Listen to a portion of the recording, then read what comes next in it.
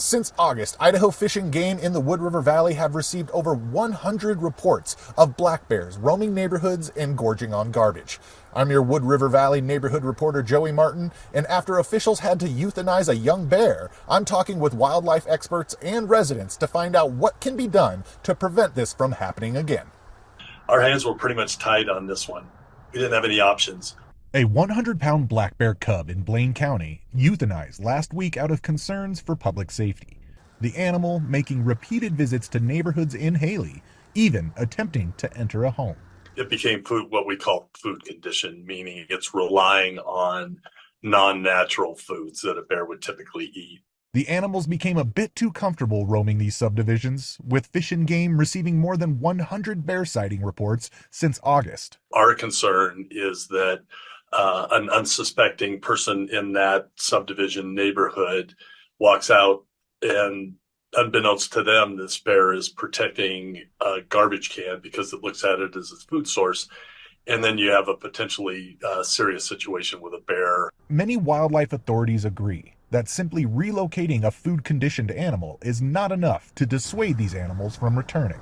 You can't move a food-conditioned bear. They found that those bears either come right back to where they were captured, or you've now given a food-conditioned bear to the next community over. Wood River Valley residents tell me they're aware of the dangers, and most take the proper steps to avoid encounters. Well, I have heard that it can be a problem for animals if you put your trash out the night before. So we've always put it out the morning of trash pickup. Well, I live in town here, so even though we can get exposed to wildlife and raccoons and bears and that such, I always keep it in a closed container with a lid on it. And while the news of a euthanized black bear doesn't sit right with some, local residents know the game. It's tough, but I also understand the danger they pose on the residents here in town and the pets and such, so it's also understandable.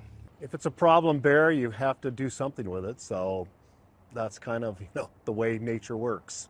The big takeaway? Take the extra steps to secure your trash. And I know nobody puts their garbage out with the intent of letting a bear get into it, but if a bear gets into your garbage, that's a pretty clear message that you need to change the way that you secure your garbage.